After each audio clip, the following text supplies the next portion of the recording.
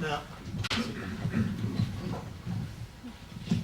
my name is Holland. I'm wearing a Dutch orange tie, so a little bit like the boy who takes his finger out of the sea-dyke wall, as the questions will hopefully drown us for the remaining 45 minutes here.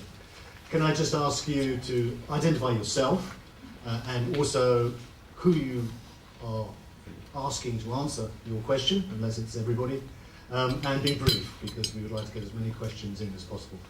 Man at the back seems to be on his feet first. I got up too early, I'm sorry. That's okay. And we have microphones, so please wait for Thomas to bring the microphone.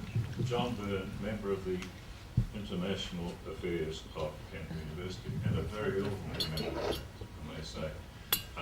Looking at these large war cruisers spread across in front, I feel like a minor dinghy at the very back.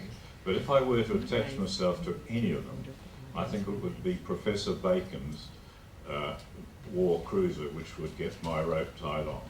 Because I hope I'm not the only one, I fail to see Brexit even now as a fait accompli. Now, everyone knows how it came about. Everyone knows how Mr. Farage, for so long, waged war in the European Council, saying that Britain should not have to pay £180 million a month or whatever it was to run all the European committees.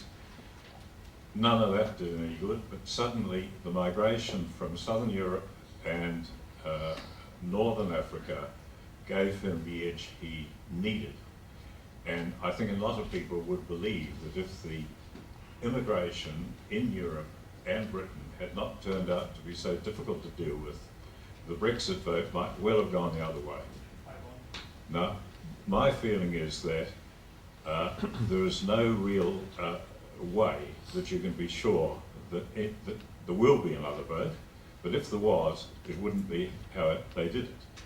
HSBC, I'm told, has already transferred 2,000 members from London to Paris because their connection as an accounting firm with the power and mercantile aspects of Europe is so great. Can you be brief and focus the question, please? Very brief.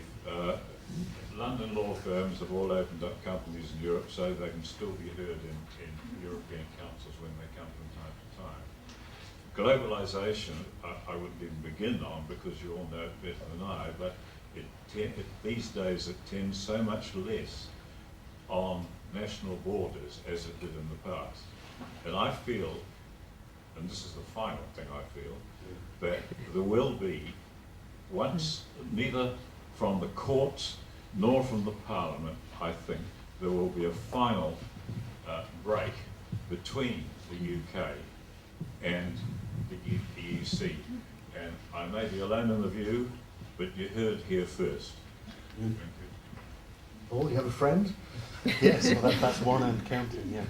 But I mean, I think so in a way it's sort of directed at other people, not me really, because he was sort of agreeing with me. But if I could just add a rider to it, I think what Theresa May did. Microphone. Yeah. Have you got the free stand? Yeah.